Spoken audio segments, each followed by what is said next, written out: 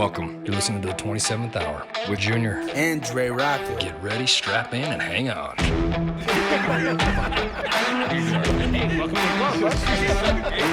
Okay, we're on the right track. So you good? You guys find the game? I don't know. Welcome back to the show. Episode 31 in the house. 31 episodes. We're getting there slowly but surely. Thanks to our sponsor, Ryan Rowley. We love you, man. Thanks for all your help. Hope everything's going good out there. Special shout out always, again and again and again. Our last guest, if you guys haven't heard that, you guys got to check that show out. Amazing. High Point Acupuncture. Rhonda and Mike Lewis, you guys are incredible human beings. You're saving my wife's life. Anybody needs acupuncture, look these people up. It is the way to go. Not Western medicine, Chinese medicine. That's what it is. Are you into all that? You know these people. Yes, I do. Yes. Sitting here right with me. So sorry didn't get that. I had to get my people out of the way. David Herrera. Yes. Nice to meet you. Dude. Thanks for coming, bro. That's how we heard about you, actually. Awesome. Was Rhonda. She's like, you got to meet this guy. You are going to click with this guy. I'm like, hell yeah. So yeah, nothing better than so excited that you having good conversations with people. That's for sure. Hell yeah, man. Dude, thanks for coming. Yeah. Is it your wife? This is my wife. Yes. Okay. I don't know if it's girlfriend. You never No, know. this is my wife. Actually, I'm married and the wife's at home, and that's my girlfriend. So we're going to edit that. Thank you guys for coming, man. Yeah. I appreciate it. My pleasure. I know it was a drive for you. Not too bad. Not too bad. They said something to me funny when we went up there to help the wife, and she's like, it's an hour. She's like, it takes you an hour and a half to get to Salt Lake. I'm like, shit, you're not lying. Yeah. From here to Salt Lake is way closer, but it takes longer. Yep. So thanks for the drive, man. Yep, it was my pleasure. In the late night. And thanks, Dre, for driving all the time, helping us. You guys drive, all you crazy people, and I'm thankful. Dude, your story's crazy, man. Dude, I read all your stuff on the things you sent the wife. Yep. Where did you grow up, bro? I grew up in Randolph, Utah. Are you shitting me? No. You throw cows around, bro. I used to. That is like, there's nothing out there. Yep. Yep. I grew up on a ranch my whole Randolph, life. Woodruff. Yep. Beautiful. Yep. Bear Lake in the summer, that type of stuff. Yep. The coldest place on the goddamn earth. A lot of the time. Isn't it? You Yeah. look at the map anytime and you see Randolph, and it's always like Negative 40 30. degrees colder than anywhere else in the world. It's windy. Man, you grew up in, that's crazy. How many people are there? Dude, there's not a lot of people there. I think in Randolph is somewhere between like 500 and 700, depending somewhere in there. It's low. Yeah. Did you like it there, man? Well, you didn't move far. No, I didn't move that far. Yeah, it was fine. I mean, it gives you a lot of freedoms that you take for granted when you can just say, hey, what are we going to do tonight? Whatever we want. Anything you want, because look out there. We can do whatever. Nobody's going to stop us. Yeah. They couldn't find you anyway. You just head to the hills, bro. Yeah. Yeah. In fact, that was a lot of the time that was the deal is where are we going to find people tonight? Like who's doing what? Oh, so-and-so is on the other side of the valley and they're doing some kind of bonfire. So you go to Monty or you can go to Bear Lake. Right. The most beautiful mountains in the nation, bro. Yeah. All of that area is gorgeous. Yeah, it really is. I grew up snowmobiling at Monty. Mm-hmm. And man, it's beautiful. It's just gorgeous. That place is cool. Yep. Small Yeah, town. I don't regret growing up there. That'd be cool to grow up like that, man. I grew up here, so Yeah. this used to be country. Nothing like that now. No. Nothing like that. But same idea, kind of laid back a little bit. Everything's getting a little busy now, though. Mm-hmm. How many people are at where you're at now? Is they up to the? I think there's right around 12,000 in Evanston. Is it that many? Yeah. So it's actually less than it used to be, just because of economic reasons. Oil boom's gone. I still work in the oil field, but there isn't nearly as many people as there used to be there. Are you a contractor then? Do you travel for your job? No, so I'm fortunate enough. So there's still like 3 or 4 plants in the area just outside of Evanston, and I work at one of 3 of them. Gotcha. Yep. So my drive's a 20-minute drive up the mountain. Nice, man. Yeah, so not too bad. Do you like Evanston? Yeah, it's kind of in between of where I grew up and then, going to any city, like Salt Lake or whatever that's only an hour away and whatnot. So it's kind of convenient to have a little bit of both. When you come into our hectic area, are you like tripping a little bit? Like, She has to drive. you get like all, are you serious? It bugs you, don't it? Yeah. You're like, I fucking got anxiety here. This is not cool. Yeah, she drives. Are you seriously? That's cool, man. Yeah, no, yeah. Big she old drives. badass dude like you, and you come in, you're like, hey, I don't like this. Look at the size of you, bro. Yeah. Dude, you're a beast. Well, thank you. Yeah, I've seen your. I don't know a whole lot about the weight thing, but watching you do that shit, all them maneuvers is insanity to me. But you probably did it with a tire beforehand, before there was ever weights. Yeah. Because you were in Randolph. yeah. Well, I grew up on a ranch my whole life and everything, and I moved sprinkler pipe for 3 hours every morning for 4 months out of the year since I was 7 years old. What is your thought with that? I have a belief on that little topic. Do you think work muscle is hard to beat? Is it not? Yeah, I think so. Like just farm strength kids are just brutal. It's one of those things where you've learned that, because I remember, being 7 years old and my dad's like, hey, go move all them pipe. There's about 100 of them. And then throw hay when you're done. Yeah, or whatever. Yeah, whatever needs to be done later. So you get done doing all that sort of stuff, and then when you move to sports, football, wrestling, and I did all of those. You just tend to be able to put up with a lot more abuse than somebody who doesn't. Yeah, for real, because you've been to the edge like a lot. Yeah, of everything. You're like, God, I gotta move that much pipe. Yeah, these other kids are like, yo, I'm gonna day. wrestle one match, whatever. I got you, and you're like, you don't even know, man. After this, I got shit to do. Pretty much, yeah. Pretty much. It does breed a different dude, man. It really does. You can tell. My buddy was. Did you do state wrestling? Did you go? Yeah. So I'm actually 2-time state champion, and then hell yeah, 2-time third. Took third my freshman year. Took fourth my sophomore year. How old are you? I'll be 35 this year. Do you know 34. Oh, hell, I forget. You're young. Yeah. You know the Andersons? Did you ever from the kids from Monroe, Utah? Yeah, I know who they are. Yeah, I don't know them, by name but I know who you're talking beasts. about. Yeah, these kids are beasts. So Bryant was one of my best friends, and he's 4-time. I was just curious because it seems to be a community that just knows everybody. It's so cool to hear it. Yep.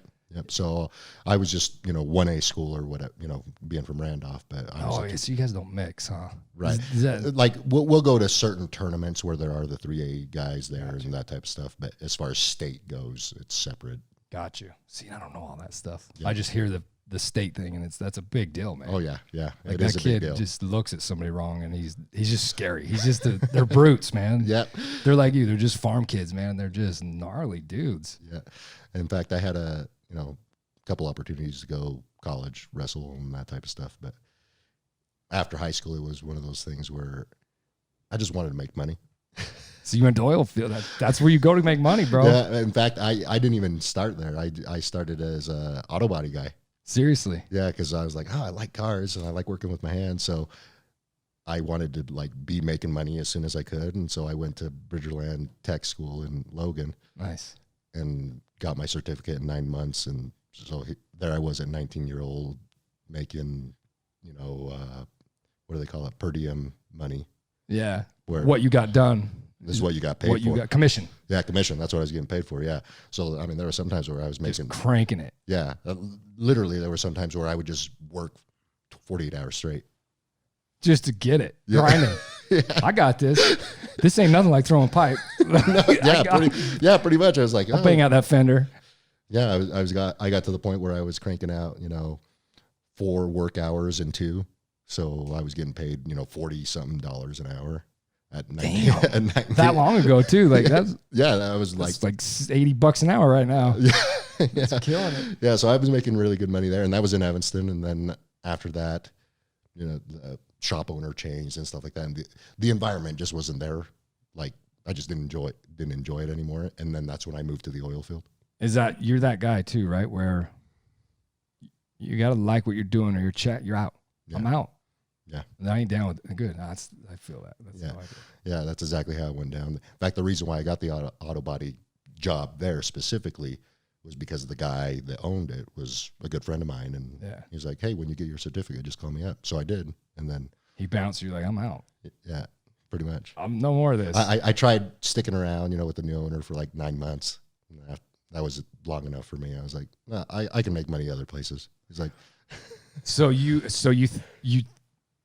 when you were young, then when you were a kid, what did you have like a dream of I'm doing this, or were you just kind of flowing and just shit kind of happened for you? How'd that go? Well, so I worked for a ranch hand. Like my dad was a ranch hand, so he didn't have anything to do with the actual ranch or whatever. Yeah.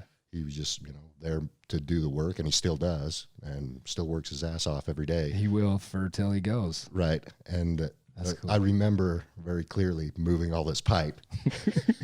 And he goes, and I tell him, like, I don't want to move freaking pipe my whole life. And he goes, well, when you grow up, you can do whatever the hell you want to do. Get out the house or move the pipe. And basically he said, you can do whatever you want to do if you become smart enough and work hard enough. And that hit hard. That was just all there was to it. To me, it was like, well, I guess it doesn't matter what I do as long as I want to do it. If I'm smart enough and I work hard enough, that's what I'm going to do. So whatever it is. So I'm just going to get out and make some money right now. That was your thing. Yep. You get out, you're making money, you do your auto thing. Yep. That does what it does. You're done with that. You're 19-ish, 20 by then? 20, yeah. Go to the oil field. Yep. And so in the oil field, I started helping like construct a new plant and stuff like that. So I was on the construction side of the oil field. And a teacher from high school starts his own AutoCAD business.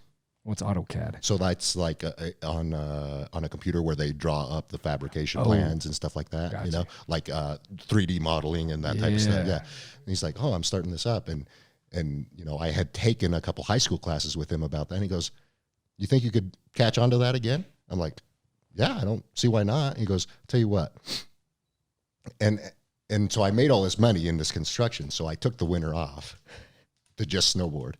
That a boy. And I did that for 5 months. Hell yeah. And in that time, he's like contacting me, and I'm just wanting to snowboard, and I have all this money because I was getting paid like, I don't know, $1,500 a week. In the oil field? Yeah. Damn, bro. Hours. Crunching hours. No. It's just making hella money. Yeah, just making hella money. I mean, 10-hour days, 5 days a week, so not terrible. You're killing it, though. Yeah. Yeah. At $1,500. And so I just stacked up all this money. I'm like, I'm just taking the winter off. That's cool. So I did that, and that was like in 2009. Yeah. So you did that for a few years. How long? 2 years. 2 years. Yep.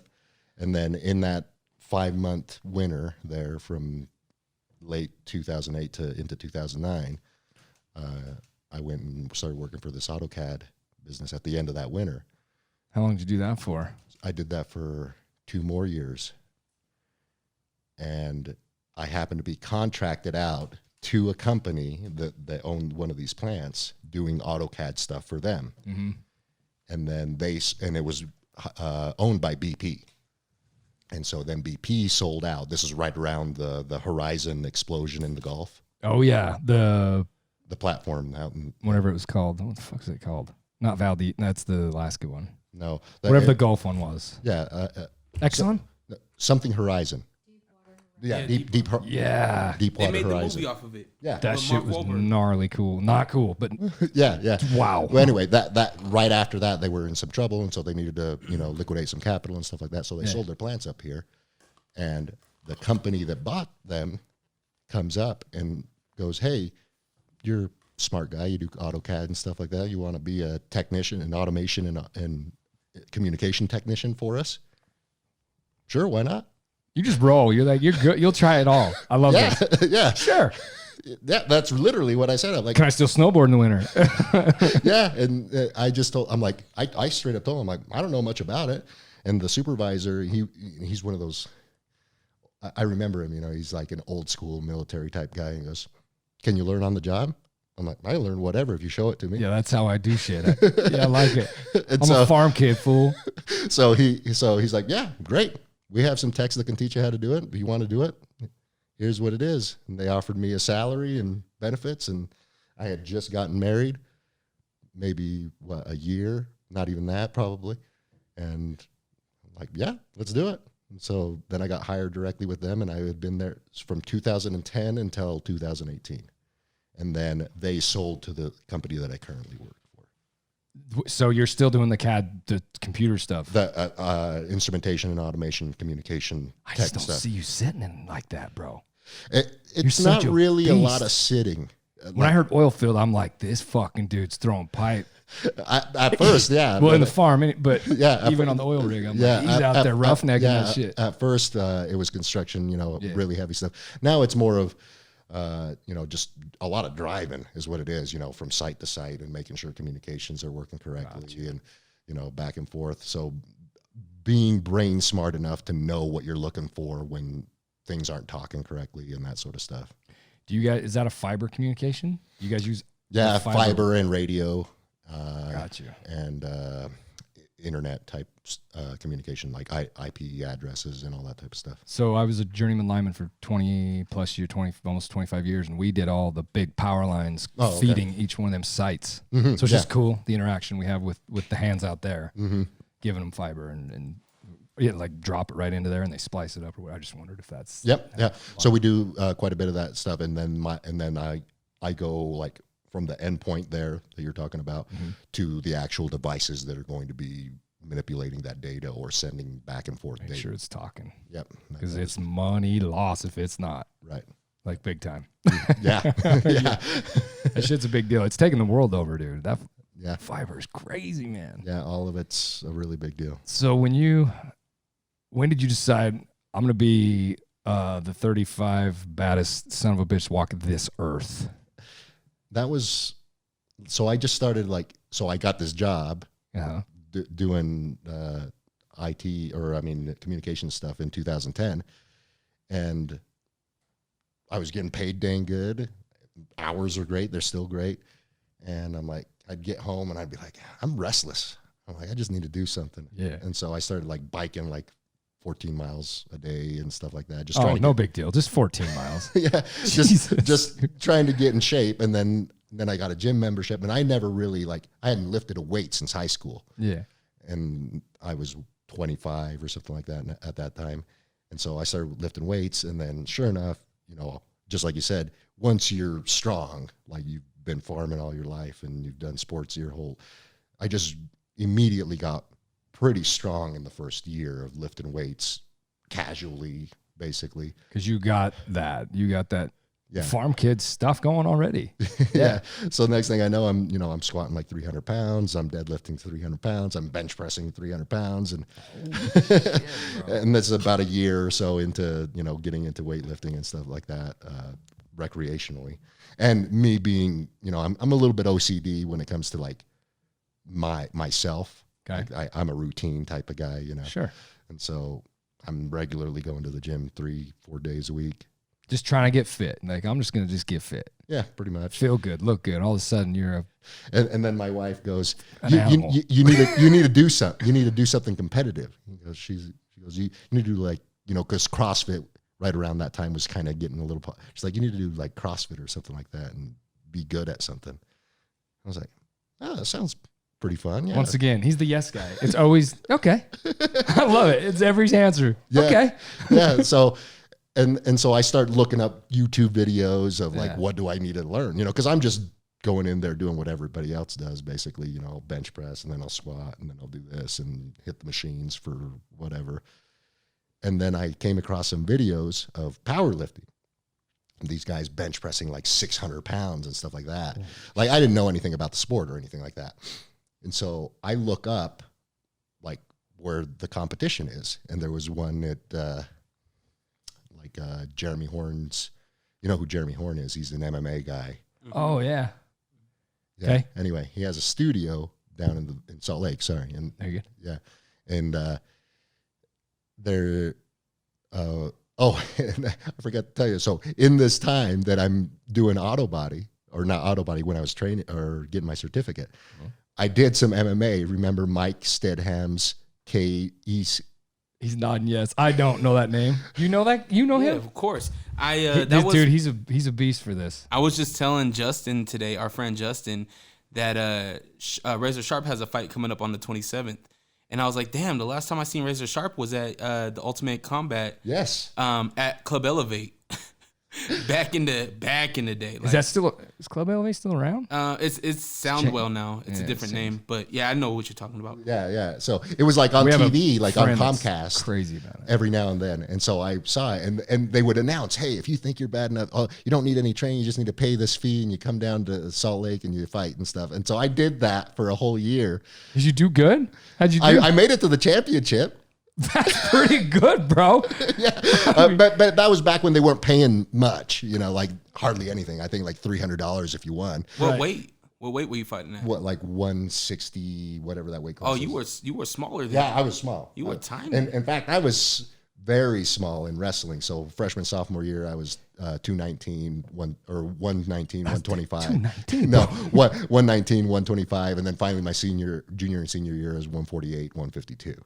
And then 165 when I was fighting for 9 months, somewhere in there. And I made it down to the Maverick Center for the championship there. Holy shit. How did you do? I lost there. I got knocked out. But you were up as a champ fight. Yeah. Damn, bro. And with no crazy training. Not really. No, I didn't train hardly at all for the MMA Just stuff. a brute. I just went in there. I would just go in there and wrestle people and smack them around a little bit. Did you try and choke them out? So did you train with Jeremy Horn Elite Performance or no? So who'd you fight under? So I fought as my own, like unaffiliated. Oh, okay. So I didn't get any training from anybody, and I just did the thing. I'm like, it'll be fun, and I'll make a little bit of money. And then finally, I won. This is what made up my mind. I won, messed up my knee, got paid $300. And broke my nose, got paid $300. I'm like, this doesn't even cover. This won't even cover the bill, bro. Yeah. The doctor bill. So that's what I called it quits. I was like, it was fun. Dude, and all, those dudes are special human beings. yeah, they're on a whole nother level of just being able to be abused. Yeah. I'm good on that. Yeah. So I just was like, it was fun. I gave it a try. That's not for me. God, they're animal people. Yeah. Holy shit. And so, long story short, when I look into this powerlifting, they're like, it's at Jeremy Horn's gym. I'm like, oh, sweet. I know where that's at. I know that cat. Yeah. So then I call them, and the guy goes, his name is Chris McGrill, and he's a military guy.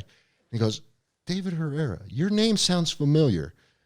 I'm like, well, I used to do some fighting when it was the Ultimate Cage fighting at Mike Stedham's Ultimate Cage fighting or whatever. He's like, I do remember you. He's like, awesome. You should come down and do this powerlifting meet. And he just told me, he's like, yeah, you should do it. I'm like, okay, cool. So there you go again. Okay. Yeah. Easy. So I just trained for like three or 4 months. Went and did the meet. I deadlifted like 585 pounds my very first meet. Shit. Bro. And that's a car. And squatted like 430 and benched 300 or something like that. And Chris McGrail, like the cup. The Grail. Grail. The yeah. Grail. Yeah. I better say it correctly. No, it's all good. But he's like, yeah, you're really good. That's almost a national record. I'm like, you ain't even dicking with it yet. You just did it. yeah. Boom.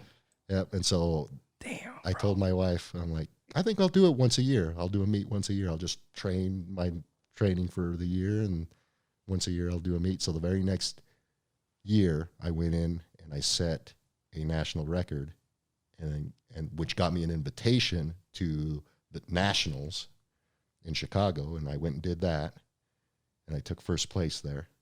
And that got me invited to Worlds in Louisiana later that year, and I went and did that and won Worlds. Holy shit, bro. In the, and there's different federations and stuff. So in that federation that I was competing That's in, gnarly, so though. I went it in. And I deadlifted almost 700 pounds. No, I did that deadlift 700 pounds, and I missed the world record, which was 718 at the time. 700 pounds? Yeah, 718. Can you even? What? Sorry, that just And that's not even human, bro. That's crazy to me. Yeah, it really is. And so after that, Damn, that's a lot. after that, it was like the first FitCon that they hold down in Salt Lake City the next year. The Salt Palace. At the Salt Palace, yeah. And Chris, I called him up and I'm like, hey, right after the Worlds, I call him up. I'm like, when's the next meet down in Salt Lake?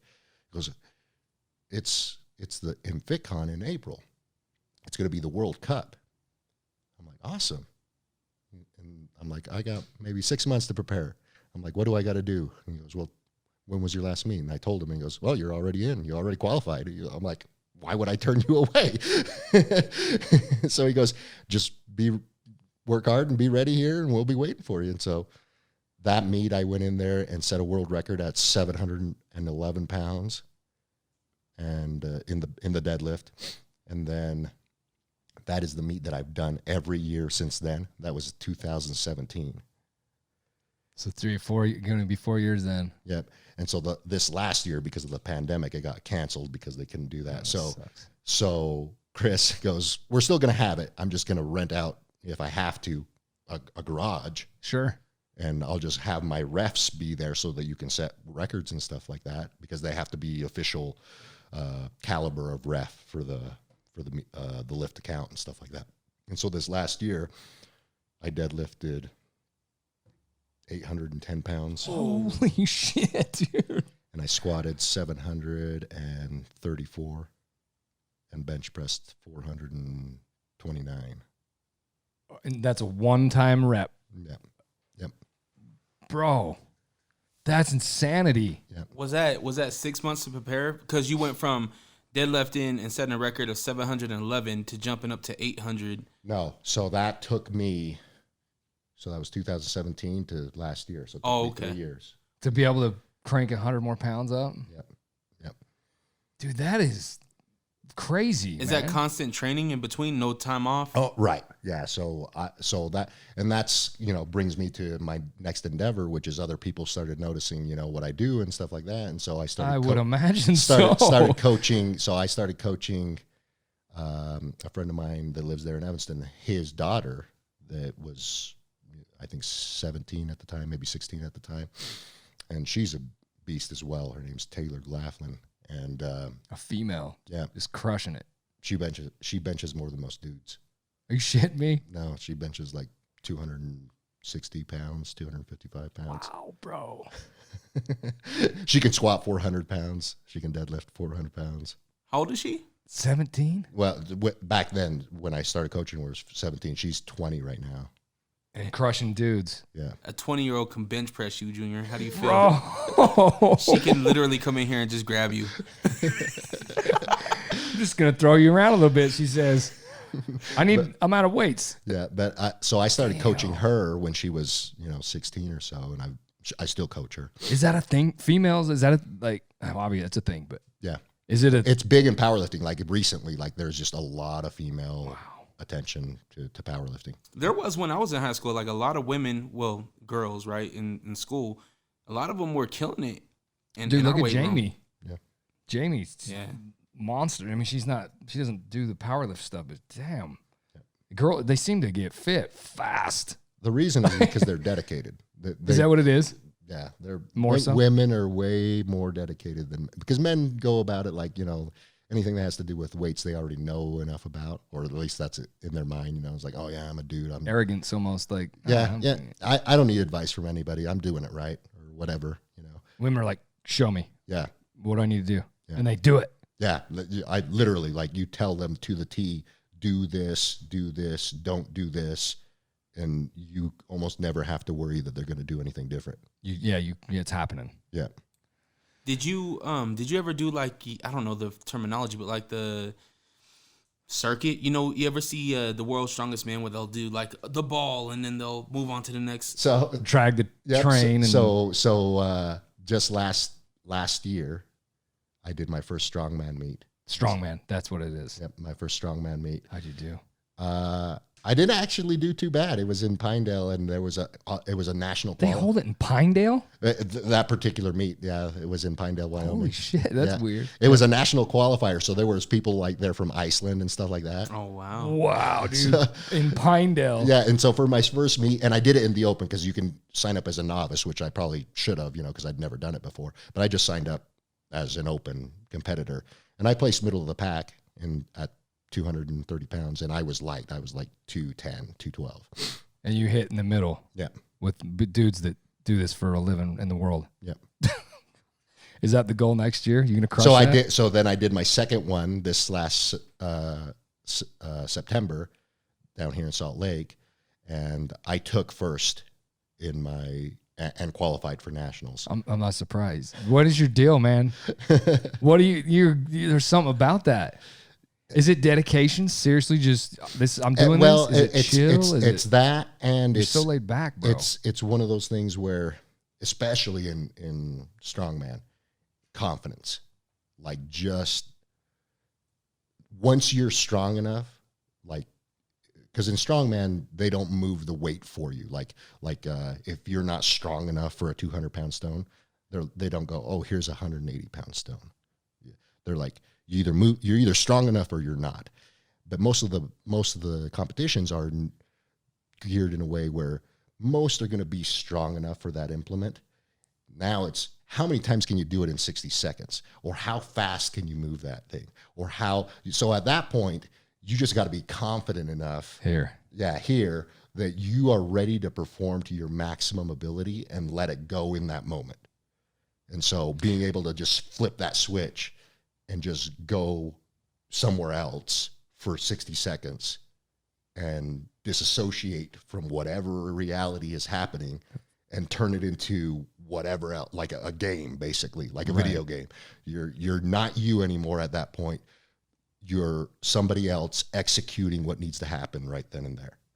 And so that is valuable in strongman for sure. Getting away from the insanity around you and the crowd and the weather and the and doubt, really. Sure. Because once you're strong enough, the doubt creeps in of, oh, this is really wearing me down, or I'm running out of breath or whatever. And so you give up too early, or you just kind of give up in the middle of your reps, say it's a max deadlift for 60 seconds. Being able to just completely be out of your mind and just literally go until your body breaks. Because a lot of the time your body can handle way, way more than your mind is, screaming at you to stop or whatever. Yep. And if you can turn that off, you're capable of ridiculous things. You said an interesting word. I do a lot of life coaching stuff, so it's not the same nutrition, health, any of these things, but more just brain stuff. So you said a word that I live for, and that's confidence. Mm-hmm. I don't know if you listen to, do you like Mel Robbins? Do you ever hear? I've heard of him, but I haven't listened to him. She's a boss, bro. So the new idea of confidence, it used to be thought of as an action, something. It's a behavior trait. I'm confident and he's not. It's not that, dude. They've crushed it now into science. The definition is the ability to move from thought to action. Confidence is a faking it till you make it. There's no two ways about it. Doing it is confident. So you're doing it and you're just, I'm doing it. The study was, it was a behavior. Mm-hmm. It was a thing it was a behavior, and it's not a behavior at all. It's actually just clicking, like you said it, from thought to action. That is confidence. That is the definition. So it's just cool you said that. Yeah. Because it just get that. Just doing it is confident. That's how it works. Keep doing it. That's confident. The guy that gives up is not confident. Yeah. And he can probably do it. Your brain gives up, like you said, way before. I don't know it in your realm, but it's in everything else we do here. I believe it's everywhere. I believe it's everywhere. 100%. If you put yourself in a box, you will be in that box forever. And if there is no box, then you can go wherever you want. I love that. Growing up in Randolph helps that shit come out. That's for real, dude. Yeah, I mean, it's beautiful. It's just one of those things where no walls. I literally feel like if you told me I needed to be an astronaut tomorrow, I would figure out a way to do that. I don't doubt it. Not even this much. Like that's just how I work. You know, what do I need to do? What and I have this thing about me where, you know what entropy is, where, you know, everything gets affected by this thing and it goes in an outward way. Well, I think of problems in the exact opposite, whatever that's called. I don't know what there's a problem and there's all of these solutions and all of them contribute to fixing that problem. And I have this way of figuring out which ones I have to tick to get that solution. I'll stop. I won't go into it because I'm going to go into that hard. Yeah. It's perfect. That's absolutely beautiful. Which is exactly why I think that I've been successful at powerlifting and strongman and all this stuff. Well, going back a long ways, I'm a behavior guy. It's what I do a lot of with up here. People don't do that. That's not something you are. We're not born with behavior. We're not. We are not born with behavior. We're born with survival things, quick, easy things that just to live is all we know. Behavior's learned. That what you're talking of is behavior. Bro, where'd that come from? Just the hard work of being your parents. That's hella parenting, man. Did you have killer parents or good? Who's your influence that cranks you up like that? Well, yeah, I think like my parents were both, you know, great. They were loving people and all of that. But I think the thing that instilled me to behave in that way is that exactly that one sentence that I remember from my dad, that you can be whatever you want if you're smart enough and work hard enough. And you have to figure that out on your own. Like, basically, that's what he said. He goes, because I'm telling, you know, I'm whining that I don't want to move this pipe and that I'm sick of getting up every day and working and doing all this stuff. And he goes, I don't know what to tell you. I don't have the solution. You'll have the solution when you're ready for it if you're smart enough and know how to work hard enough to get it. That made you start finding 7,000 ways to do one thing, not 7,000 ways not to do one thing. Exactly. And so that's exactly right. Like, I just was like, dope, from that moment on, like, grades in school were ridiculous. Like, I just was involved in anything and everything that I thought was going to make me smarter to figure something out for myself. And then next thing I know, it starts going back to, like, it's not really about what you know. It's like who you know, because there's always somebody smarter than you at whatever you're trying to learn. Absolutely. So you go out of your way to find people like that, of whatever your interest is, whatever you're trying to learn, whatever you're trying to manifest in yourself. And you start finding those smarter people and you start learning from them. And that starts presenting other doors for that same solution you're trying to solve. And that goes back to that reverse entropy, where there's all these avenues that help solve that solution or solve that problem. Dude, that's awesome. Yeah. That's my language. I love it. But it's not, it's cool how you found, that's not easy to do. That's where people lose it, is that little teeny, it's the easier part of it is the weird thing. Mm-hmm. It's a decision, right? You're like, yo, I'm just doing this. Everything else is easy. Do you ever listen to the podcasts at all? Like I said, I only had time to listen to maybe 20 minutes of two different podcasts. You got to check out Jocko. Okay. You will. I will. Lose your goddamn mind.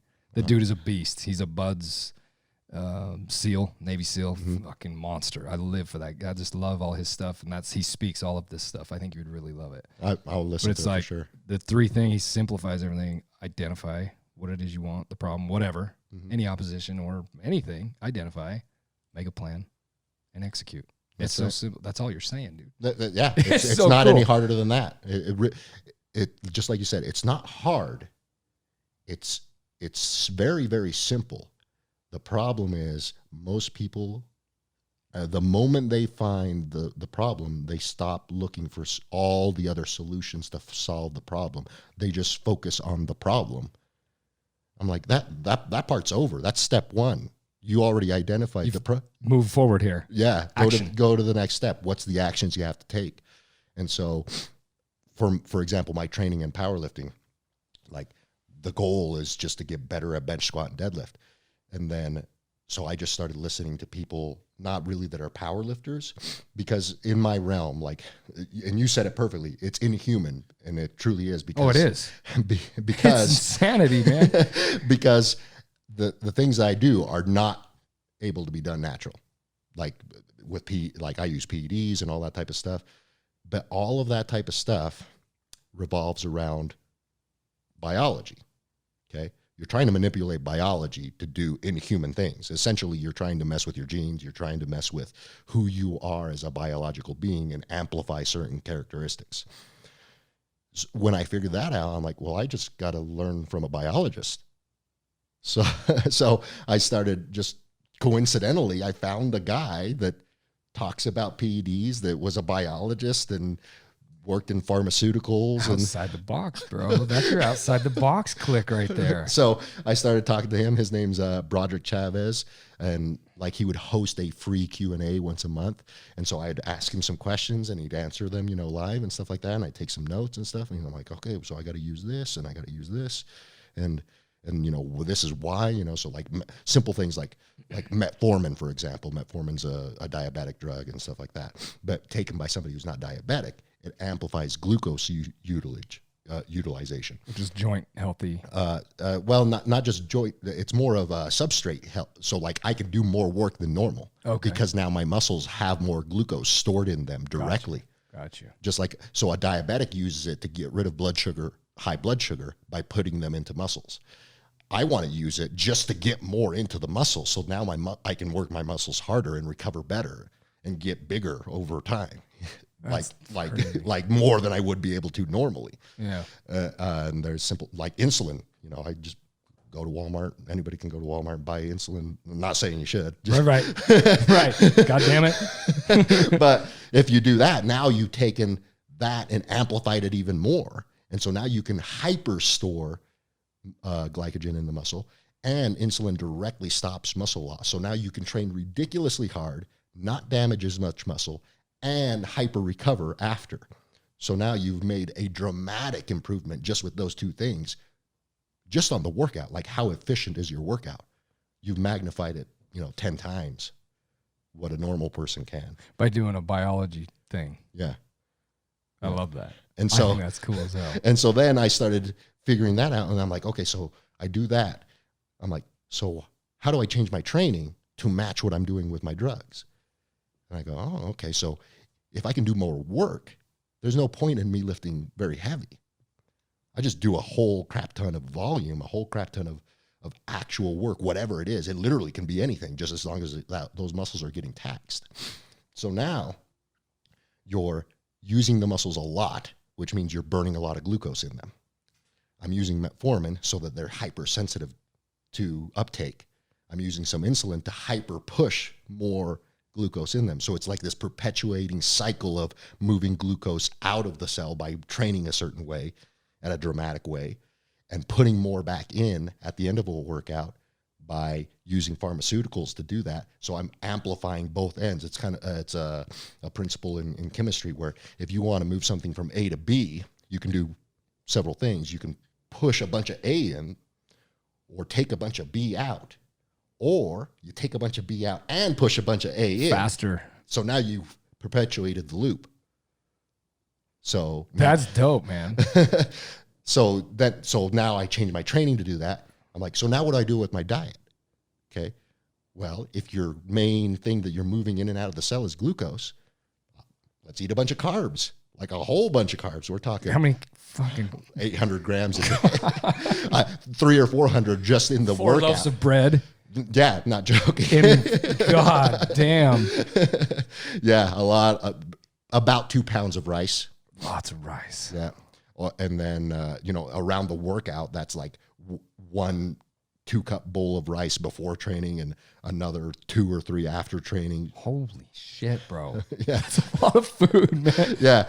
So, but you have the hunger for it. It's not forced, right? No. You're down. Like, yeah. I'm down. Yeah. Yeah. And so anyway, that's just solving one puzzle. Sure. And I'm using all these different solutions for that one puzzle, or that one piece, to amplify that one piece. Then you get into the whole nervous system amplification, and then you get into the confidence amplification. There's certain drugs that make you think and make decisions quicker. Nootropics? Yeah, like Noopept. And you combine that with some alpha GPC, a little bit of caffeine, and some L-carnitine and choline, and holy cow.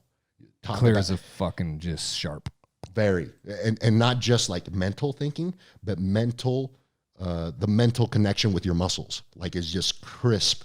Muscle memory. Yeah. So like a rep feels immaculate compared to when you're not. And coincidentally, because it feels so immaculate, you make a better engram of that movement. So now it's more repeatable. So now it's more crisp, even when you're not using them. Make permanent changes, basically, to your neurology. You're a fucking scientist, bro. A biologist, a scientist. Keep going, but you're blowing my mind, man. You're incredibly. Yeah, you know this shit. Backwards. So that's what I'm saying. So like my training now all of a sudden looks completely different than what most people are doing. Sure. And my PED usage is, I wouldn't say it's completely, because I've learned this from other people that actually know what they're talking about, but it's different than your average gym bro that's just, taking some testosterone or whatever and lifting some heavy weights and eating rice and chicken every day. Right. Like that's not really what I do. Is there rice and chicken? Sure. Is there some testosterone? Sure. Yeah. But there's a certain way that I'm using a lot of these things periodized through the year that perpetuate everything for a whole year. Like I don't even start touching heavy weights until like 4 months out from a competition. And to that, most powerlifters, that's unheard of. Yeah, you'd think it would be constant, not just grinding. Yeah. Yeah, I rarely touch anything very heavy. In fact, I just barely started like 3 weeks ago. Just because my next competition is scheduled to be sometime in April. Bro, do you take a day off and just have a goddamn bowl of ice cream and chill out? Every now, that's probably been the best improvement in the last 2 years. Yes. Is that I've learned when I'm pushing too hard or being too strict, and just learn to or try to disconnect. I was going to say, how do you do it? Because I need help. It's hard. I don't lift nothing like this. Yeah. I'm just a psycho worker. Anyway. Yeah. And I can't shut it off. Yeah. I can. I choose not to. Yeah, very true. Yeah. And that's really that's probably the best improvement that I am currently working on. Is she ready to kill you sometimes? Sometimes. Like, dude, chill out. Sometimes, yeah. What do you do to just decompress, chill out? I'm done. Like, we're checking out for a while. So the biggest thing is, for one, recognizing that's probably the hardest part. And that's the thing that I've actually improved on, is the recognition part. When do you know it? You just know it. You're too tense. Like for me, it starts to show up in my back. Like pain. Yeah. And it starts as a dull tension. I got a little tension, or maybe I didn't sleep well and you don't quite know what's going on. And now I'm more cued into that. Like the moment I feel that, I'm like, I just need a day off. I just need to relax. I need some sleep. Is it true that when it's way, way too much, it moves to your neck? Is that yeah? Okay. Like That's what I thought. Like it's just when you've gone beyond the point of no return. At that point, you need a little bit of intervention. Yeah. Acupuncture, that type of stuff. Yes, sir. Yeah. And so Rhonda's very, very, very helpful in that. Amazing. Yep. She's amazing. Yep. We love her, man. She was so good. Yes, she is. And so I started to cue into that to the point where I don't need as much acupuncture as I used to, just because I never venture to that place. You feel it and you crush it out. You're like, I'm good. Yeah. So what do you do to chill out? What would you do? So the biggest thing for me is lights, artificial lighting. So I use blue light blocking glasses. So I just buy the cheapos from Amazon. They're big, ugly, and orange. Yeah. Look like Elton John. Yeah, not joke. So so I put those on immediately as the sun goes down. So, I can still see and all that type of stuff and everything. But I'm being dead serious. I'm down, bro. I'm listening. You just put them on, go about your night. I promise you, 2 hours into the night, even with all these lights on and stuff like that, you're going to feel more relaxed. Are you shitting me? Mm-hmm. You will feel more relaxed. You'll feel more in control of yourself to the point where you can make better decisions like, you know what, I have been a little bit more tired. Dude, that's trippy as hell. I just need to sleep. So you just lay down, you'll best sleep of your life. You just start relaxing, you fall right asleep. And you know, I will take certain supplements at night too, like, because I already take them anyway because of the PEDs that I use. I use way more magnesium, way more. Magnesium helps you sleep, correct? Yeah. Melatonin. I don't take melatonin rarely if I have to, like if I'm traveling and needing to sleep, you know, because it's strange and that type of stuff. But zinc, magnesium, vitamin D, and I think there's one other one. Vitamin D even for sleep? Mm-hmm. Yeah, because see. Dude, this is trippy. So another thing that I, which is why it's so come full circle, you know, from learning from a biologist on how to take the PEDs, learning from a neurosurgeon his name is Dr. Jack Cruz, a neurosurgeon on how sunlight affects your mitochondria. And if you really get down to the nitty gritty, your mitochondria are everything. In fact, I would argue that they're the ones that do all the thinking and all the manipulating and all the everything that makes you you. Right. I love that, man. So I would say, and light is hella problem for that. Yes, because see what has, you know, just like you said, like we're a survival species. Yes. Okay. So what is the number one thing that we as a biological creature need to know? Like, forget about technology and living in a house and all that type of stuff. Kick you out on the street tomorrow in the middle of nowhere. What do you need to know? How to eat. You need to know. Sunlight. Is sunlight one of the most crucial things? Yeah. You need to know where you, like, remember, no technology. So you don't know, okay? You can't just Google where the hell you are, okay? Got it. But you need to know where the hell you are. You need to know what season it is. You need to know, you know, because if it's winter, you're not going to go out and scavenge for anything. Or if it's, you know, even if you lived in a place where it didn't snow very much, you know, it's just a different environment. Sure. So now you travel longer and your body needs to know how to survive that. Well, it needs to know that by storing a little bit more fat and utilizing fat for fuel a little bit better. But when it's warm, there should be plenty of, you know, grains and all that type of stuff, animals, whatever. So your biology slowly changes depending on the season, which is why you get a little fatter when there's shorter daylight, because your biology is still in essence, it knows 300 years back. Okay. So how does it know where you're at, what season and all that? By the sunlight. The sunlight in the morning is different than the sunlight at noon, and it's different than the sunlight in the afternoon. It's also different depending on where you are in relation to the equator. Okay. It's also different depending on the elevation, how close you are in elevation. Like the higher up the mountain you are, the thinner the air, the more certain waves get through versus lower down. Your mitochondria know all of that shit.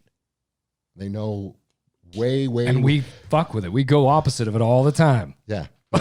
Forcing it. Yeah. So when does it know when to rest? When does it know when to recover? When the sun goes away? Well, if the sun never goes away, because this sunlight. Hello, Alaska. Well, yeah, exactly. So, you know, us with artificial light, how does it know when to recover? Well, it would get a signal of afternoon light. But then you go in your house and you have LED light bulbs that are telling it it's noon. It's noon. You need to be up for another 5 hours. Yeah. So it never actually gets the signal to know when to recover. And you made most of your nighttime hormones in the morning with sunlight exposure in the morning through your skin and through other processes that your mitochondria are involved in and all that type of stuff. Sun exposure in the morning sets you up for good recovery at night. Crucial. So one of the main things that I do is I don't put on my light blocking glasses in the morning. I try to get as much sunlight or red light as possible. So I recently bought a red light for that red light therapy in the morning, you know, for the winter and stuff like that. And then come nighttime, I want to limit as much blue light as possible so I don't send the wrong signal to my body. So you'll be more relaxed. You'll be more sleepy, essentially, Sure. and you'll be ready to actually rest at the biological Dude, there's level. a science. You got this shit figured out, bro. That's cool. So, you know, and it's not just like your eyes are the main thing here, because there's a lot of mitochondrial density like right here in the retina and all that stuff, but also in your heart and in your abdomen and stuff like that. So in the summer, I basically walk like anytime it's semi-warm, even in the winter, I'll walk out onto my deck because it faces east. Sun comes up, I'm in my underwear. Yeah, hell yeah. I'm just out there sipping my coffee in my underwear, getting as much sunlight as possible. Dude, that's cool. Yep. And then Does that finish it? Is that the end of what it all is? So you've done, you took all of it. You went from biology. Well, you touched on nutrition, I guess. I get that's a huge part of it. But I would argue that the setting up of the circadian rhythm with the sun is the most important. Secondarily, what you're doing nutritionally, because if it's way off, then your goal just gets harder and harder to accomplish. right. You know, if you're not eating enough carbohydrates to sustain the workloads and stuff like that, then you're going to be off base. If you're not eating enough protein, you know, to sustain everything, not just muscle, but like, you know, all your other tissues, you know, ligaments, tendons, all that type of stuff, they're all made from that stuff, then you're going to be way off base too. So that, I would say that's still second to circadian rhythm, because at the end of the day, the biology is what's constructing all of those things, the new muscle, the new tissues, all of the things that you're depending on being constructed correctly. Well, if the signals are getting mixed up, there won't be any good construction, even if you have good nutrition. It's clearly more about efficiency than Yes. size. Blah, blah, blah, blah, blah, blah, blah. It's efficiency of what you are is everything. You're saying it. Yeah, you're screaming it. Yeah. Yeah. It's Efficiency of what's right there. yeah. Like most people, when like they see my records or whatever, they look at me and they're like, you must train, you know, 6-7 hours a week, at least. I train maybe 5. A week? A week. Damn. Yeah. It's just a repetition of everything you've spoke of. That's Yeah. everything My in. whole day from start to finish revolves around the one solution that I want to accomplish, which is get stronger. And it doesn't necessarily mean doing it the way people think it needs to be done. No, I include every possible solution that I needs can see that that. needs to be ticked off to make it more efficient. Because if one of those things is a bottleneck, doesn't matter how much sand you poured in all the others, you haven't ticked all the boxes to make it as efficient as possible. Dude, have you, as you did all this, did you perfect something your way? Did you come up with some cool little different things that aren't even part of what you've been kind of taught or learned? And like, dude, this, because self-awareness Yeah. is everything in the humans, everything, right? Self-awareness. So if you knew one, if that makes any sense, is there a better little click? No. You're like, Yeah, I would say that maybe possibly the one thing that is bringing out like actual confidence in the people, like you said, confidence is not like a state of mind or whatever. It's, here's the issue. Like anybody that works with me, that I've worked with, they present the issue to me. They give me a bunch of ideas, and then I tell them, okay, well, this is what you're going to do. And then I follow that up with, I want you to do it with confidence. In other words, don't doubt, does this work or does this not work? I just want you to execute it. And I tell them, it's not my idea that you're doing this. It's your idea. And Right. I repeat it back to them. Like, you told me this is the problem. You told me this is, you know, I think it might be this. I think it might be this. I think it might be this. And then I go, I've now lined them all up and told you why this is probably correct and why this is probably correct and why this is probably not correct and why this is correct. So you have 3 out of 4 good avenues to attack. So this thing attacks 3 of them. That's what I want you to do. And then they look at me and goes, okay. And so immediately now they're way more confident in executing that fix whatever it might be, whether it's nutritional or exercise related or PED related. That's cool. You spark that in them, right? Do you believe people know the answers to the questions they have in your heart? Do you believe that? Yeah. Okay. Yeah, like, I do too. Like it's one of those things where I'm just there to guide them and then give them that pat on the back that you're a coach, bro. You're coaching them. Yeah. That's coaching. That exactly. Like there's a difference between, especially in the realm of powerlifting and stuff, there's programmers. They give you a program to follow or whatever, P90X, whatever. Okay. The thing that people the thing that people get caught up with is the program's not magical. There's nothing magical about any program. What's magic is when you have so much confidence that everything is lined up and you're doing everything you need to do that it can't fail. When you're like, even if the things that I just spoke about were wrong, I still do them with so much confidence and so much like belief that, yeah, exactly. You just, this is what I'm doing. I'm so confident and this is what's working and all of that, even if they were wrong, I'm almost certain I would still get the results that I'm getting because I'm so just all in on that. And I'm attacking those with the purpose of accomplishing that one goal.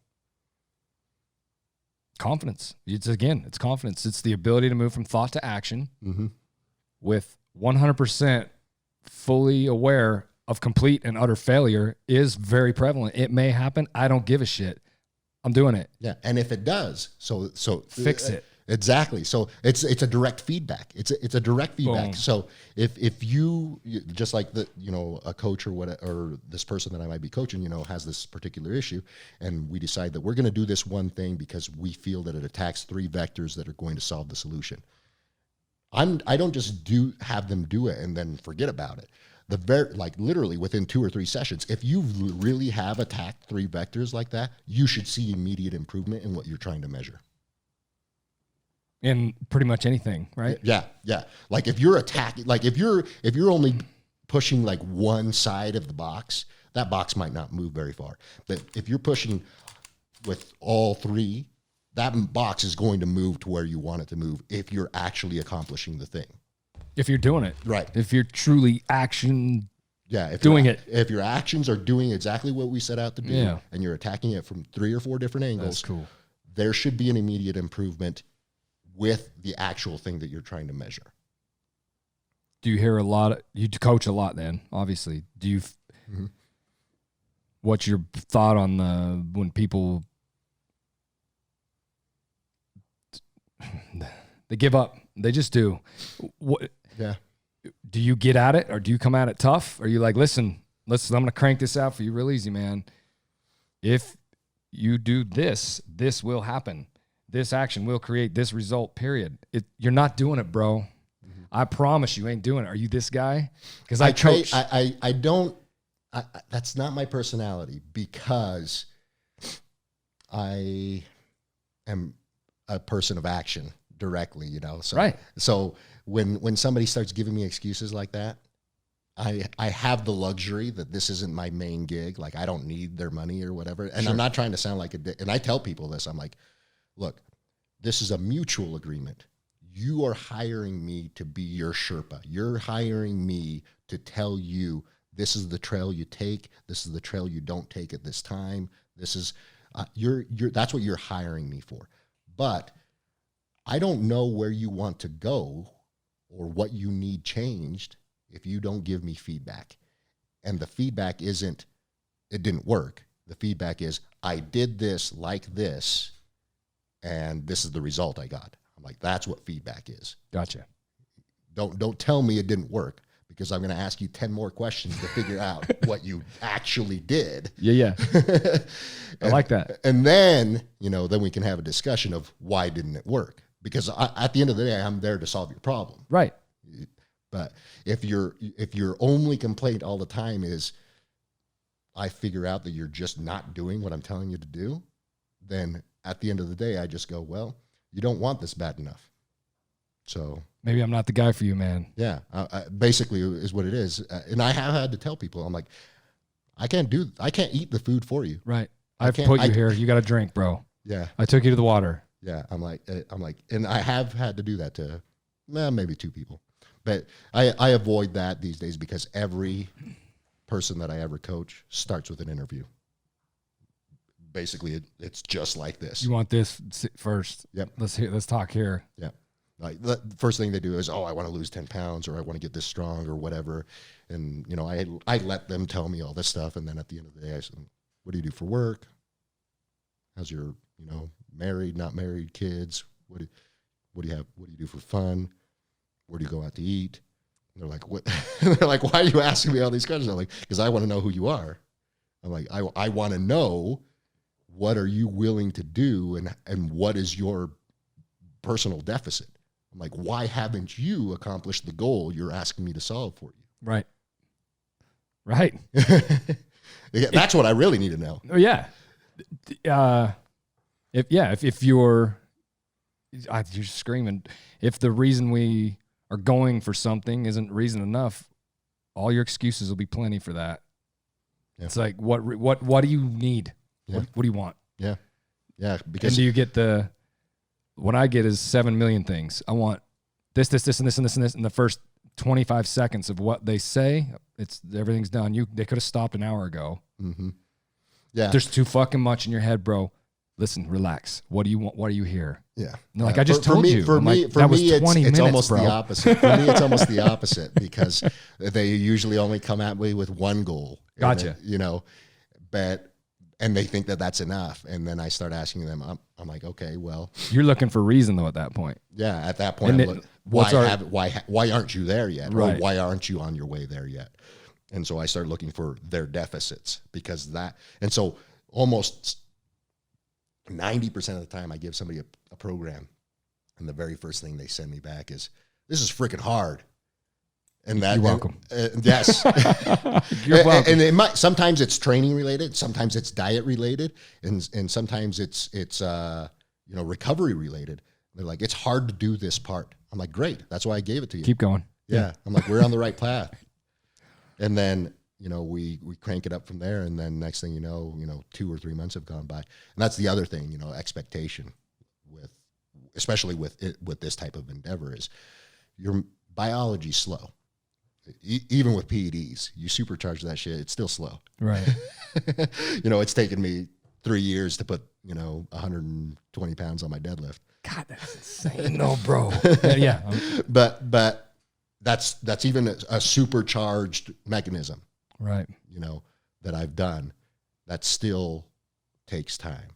And people sometimes think that they can shortchange that if they have a magical coach. They're like, in 8 weeks I want to be 200 pounds stronger. I'm like, well, maybe 50 pounds stronger. I'm like, so that's point on with the same behavior coaching. That's right on the money. That's identical. Mm-hmm. This is going to take a minute. How long did it take you to get here? Mm-hmm. We got a lot of work to do, man. Yeah. Focus on my thing here is easier to fix one thing at a time. And one of them is quit thinking of 7 fucking million things that's wrong with you right now. Relax. Let's zero back in and just high expectation is high frustration. I scream it all day. Mm-hmm. High expectation with you, obviously, with people that don't have doubt in what they are going to do, not think they're going to do. It's fuel for me. High expectation for me is fuel, and I love it. But a lot of people, it instantly overwhelms them of, you just said it, like, I want to hit 280 tomorrow. High expectation is high frustration. Calm down. Mm-hmm. Let's start cranking it, man. This is what you got to do. I love that. This is cool. It's very similar. Yep. And that's exactly what I take to them, because often, they tell me, recently it's been like, oh yeah, I have 3 or 4 months to work with you. I want to get this strong. And then I, give them all their, I take into account their deficits and where I want to start them at and whatever. And then they might write back to me that it's really hard or whatever. And we have a check-in and they're wondering why we're not lifting really heavy weights or whatever. I'm like, we're going to get to that. Don't worry about it. First, I want you to be a beast doing this. Yeah. I'm like, I want you to get better at this. That's your goal right now. I'm like, I know I changed your goal. this is it. And they Listen, Mr. Miyagi right here. Listen to me. yeah.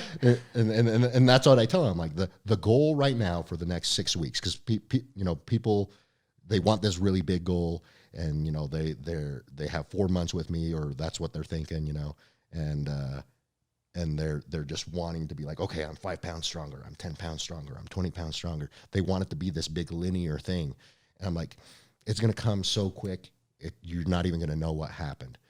If you do all this stuff, if you become a beast at doing this for the next 4 weeks, the next 4 weeks after that are going to be a complete change, and then you're going to morph into this other person at that time. When it's time to actually lift the heavy weights, you'll start lifting heavy weights, and next thing you know, you're gonna the very first time you go in and lift a heavy weight, it'll be the heaviest weight you've ever lifted, and you're gonna wonder how you got here. Right. You've already set everything in place that was gonna make that already. This has changed already. You've changed this. Yeah. That's what I'm hearing. Yeah. So you changed their mental attitude, and you've changed their biology because of the training specific Right. to Nutrition. and all of that to bring up all their deficits. Because when you bring up a deficit, say 2 or 3%, well, their strengths have gone up dramatically. So Because they're inversely related. Yeah. Yeah. Yeah. So if you bring up their weaknesses, immediately you're going to see major improvements in their strength. So a lot of the times, confidence is right with that. Like, fuck, man, I just nailed that. Yeah. It just keeps multiplying. yeah, in fact, most of the time I'll figure out which lift they're better at. And that's the first heavy lift they do when they go back to lifting heavy weights, because I know immediately they're going to lift the heaviest they've ever lifted. Capitalize right now. Right. And then, they're still 8 weeks out from their meet, and they're like, holy cow, Yeah. I've never lifted that weight. I'm like, I feel fantastic. And then we start introducing, the particular lifts that they might not be as good at. And they're like, okay, bring me down to earth a little bit. I still got some work to do, but they're still way stronger than they were when they first started, even though they didn't train and beat themselves up. You've set up a tier. They fall back to way better than I was. Yes. You're like, look, we've lifted your shit up way high. Yeah. So they feel great to fall. Yeah. It's easier to fall a little bit. Yeah. And then all of a sudden they go into the meet and they have the best peak they've ever had for a meet, That's cool. because you haven't beat them up for 4 months trying to get to this goal. You've taken your time to amplify all those vectors that will focus on that goal, and then you finally realize that goal. That's cool, man. Yeah. That's cool. I'm all into that. I love that. Yeah. So that's probably, if there was anything unique that I do, that's probably the thing, is that I don't program. I just coach. I actually coach them. In fact, I don't ever write anything more than a week out, because I just don't know how their biology is going to respond. What do you mean, right? What do you mean? Like, like a program, like, this week okay. you're going to do this types of exercises, or this is how you're going to eat nutritionally. Oh, in advance. I see what you're saying. And then I have it written out for 3 or 4 or 5 weeks or whatever. I'm like, I did that at first. It never pans out. Not if you're really focusing and listening to how their body's responding or how they're going and training. I just find it way easier to get the feedback at the end of the week, and then write the next week's training, write the next week's nutrition. If things need to change, they change right then. And You're giving them value, bro. Your value. That's you care. Like, that's right. because somebody else is going to throw a big thing at you. Give me some money. I'm out, G. To hear from you in a month or so. Like, you care, bro. You like, Yeah. I think that's cool, man. You're providing value, big time value. Yeah, especially when it comes to meat prep, because sometimes, somebody will tweak their elbow or whatever.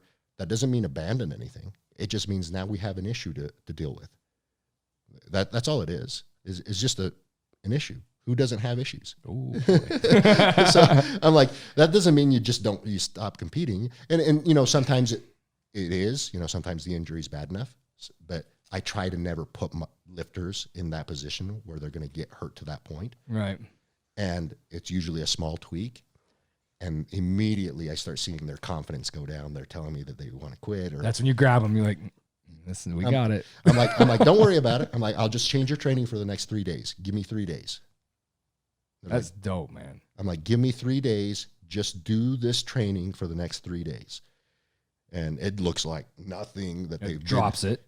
Yeah, I And drop it's obtainable. I change everything completely, because depending on, because so maybe we need more blood flow to get the because a lot of some of these guys use PEDs or whatever. So I'm like, take this instead at this time, eat this and eat this, do this style of training for the next 3 days.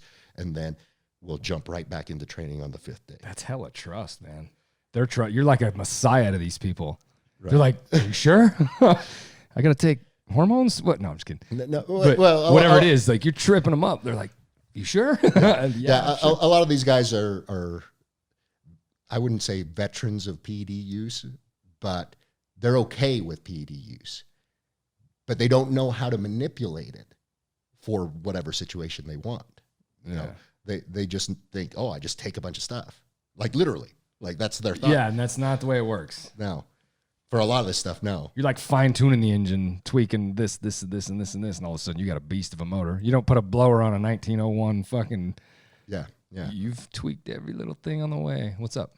You mentioned injury. Like, we've all seen the videos where the guy goes to squat and his knees bend the wrong way. Mm-hmm. Have you ever seen anything like that? Like, any gruesome type of injuries? And if you have I've sustained myself a pec tear, 2 pec tears. Ooh. I still have a divot. Don't they rip and like move? Yeah. It depends on where it trips. And I personally have seen a bicep tear, and those are gnarly to see. What does it do? Oh, if it tears from down here, it just balls up into a big ball right up in here, and that, like it. Yeah. Is it fucking painful? Actually, the tear itself is not painful. Because there isn't any nerves at the tendon where it tears. Okay. What you feel after is the pain from the swelling of the muscle and all that type of stuff. Like a big cramp. I wonder if that's what Big Papa Pump had. Remember the WWC or WCW wrestler? Yeah.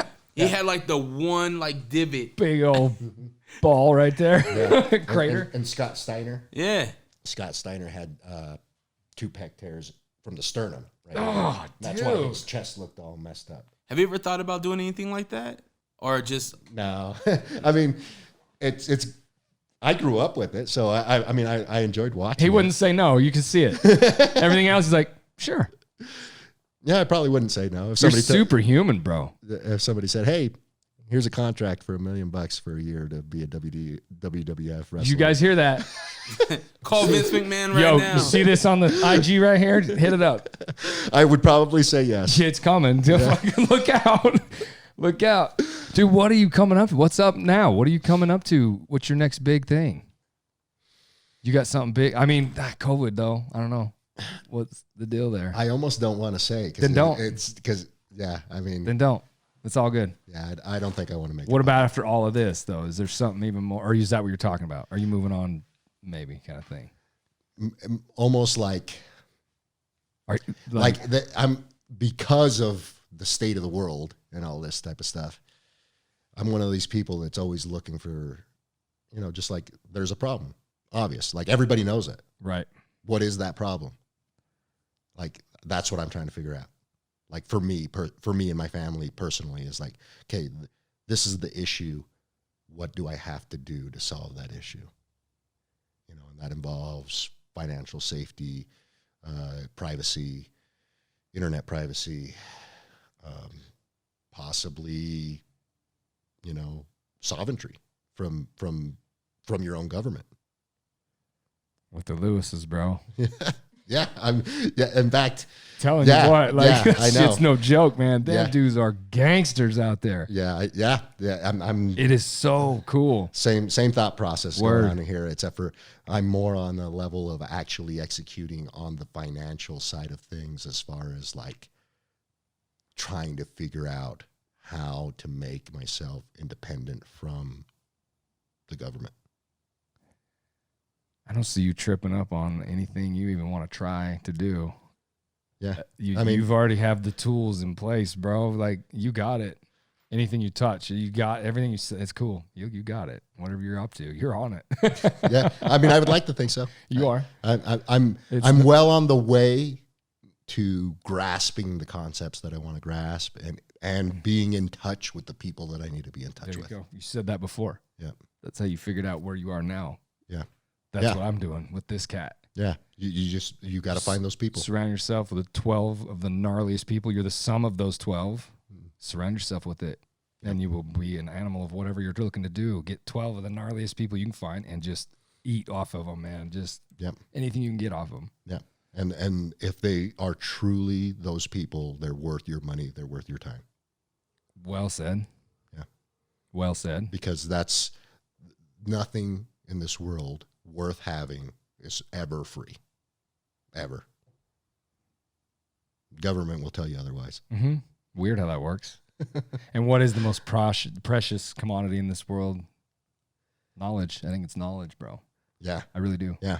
Knowledge starts it. All. Not just perpetuated knowledge. Right. It's actual knowledge. Like, this is true no matter how many ways you spin it. Do you think you can make your own? See what I mean? Yeah. Because what you tell people to do and what they do and all this thing, right? You think I believe we can make our own groove. I'm very much a make my own groove guy. Yeah. Yeah. I've I think tried so. to- I think so. I think we all spend so much time trying to be like whoever. Yeah. We lose track of what we even want. Yeah. For me, that works for me. And my coaching is, what do you want? No, You will never be me. I would never be you. Exactly. No, that's But I can take such value from what you say and apply it to anything. Yes, I just wanted to absolutely. think the same. No, I do. Even down to the lifting. Like people sometimes like literally hire me. Hey, I want a deadlift like you. I'm like, you can't. Impossible, bro. Yeah, Deadlift like you. yeah, exactly. That's exactly what I tell them. Like we can fix you to deadlift as best as you will ever deadlift in your whole entire life. And the rest is up to them, how far they go with it. I'm like, and it'll be your thing. It'll be exactly how it needs to be for you. That's beautiful. Yeah. So yeah, I think so. I think you make your own knowledge with the group of people that you choose to surround yourself with. I mean, after all, I almost feel like I almost feel like me and you interacting, or anybody else for that matter, is just two different worlds. Like your world is yours and yours alone. Yes. Like what you see is not what I see or experience Perspective. and never will be. Mm-hmm. So why not make it whatever you want it to be? Word. Yeah. That's preaching right there, bro.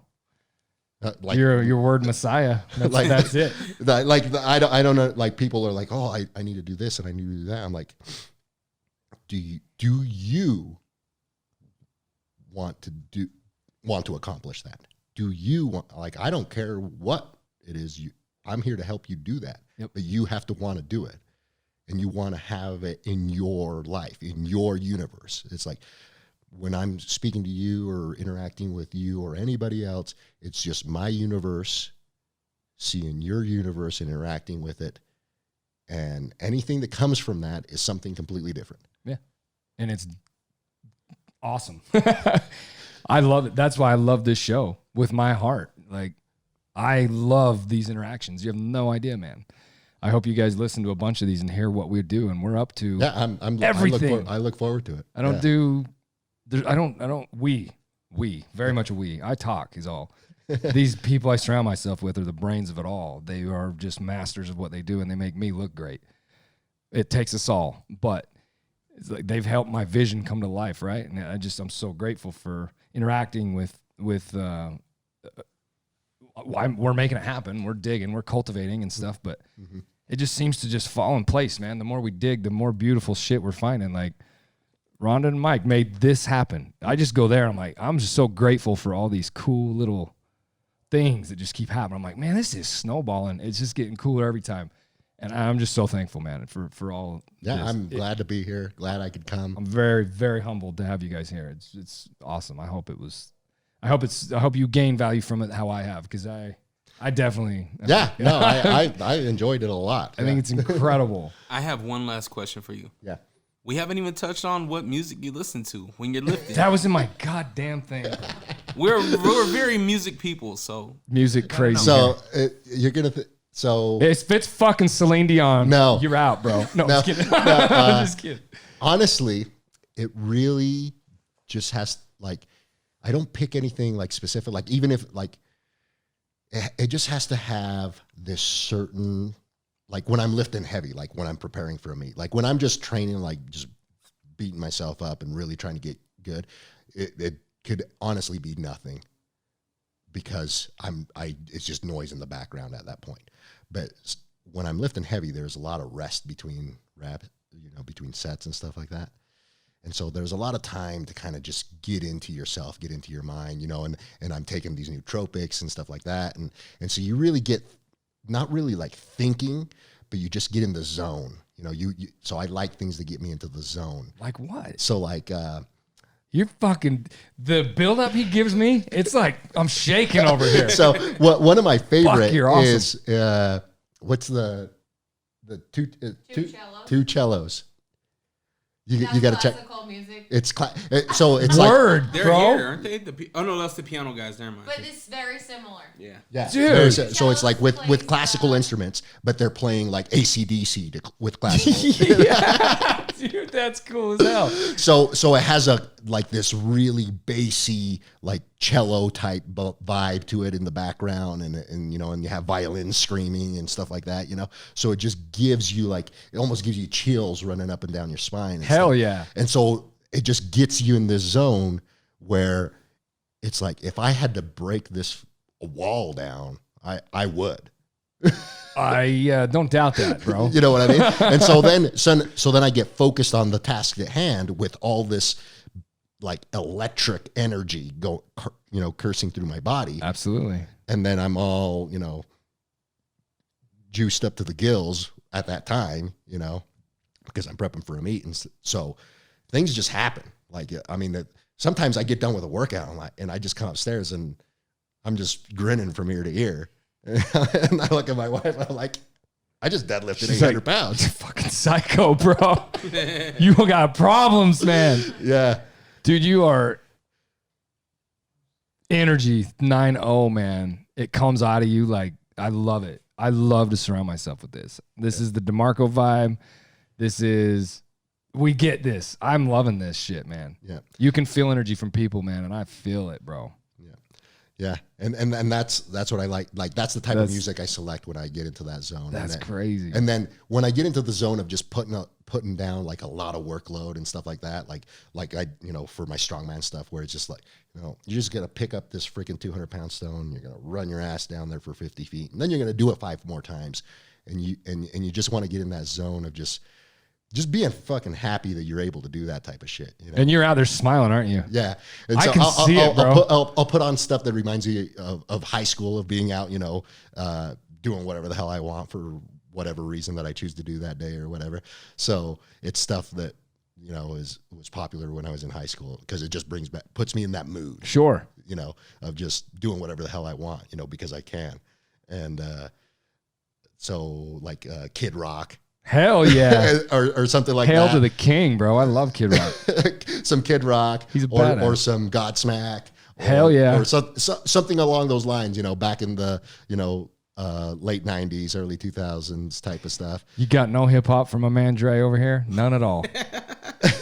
Actually, no, I'm being dead serious. I was Run a DMC. big Dr. Dre fan. Hell yeah, dude. But like their music is hard to, because I have little kids too. Yeah. You know what I mean? So you got to be careful. Yeah. So I don't really put that on while I'm training, because my kids, love to train too. Like they love to watch me train. They love to be They're in Spartans. I'm certain of it. Yeah. So especially when I'm outside doing my strongman stuff, they're out there riding their bikes and trying to drag, stones and stuff too. And whatever. Oh my God, dude. So They're going to be savages, bro.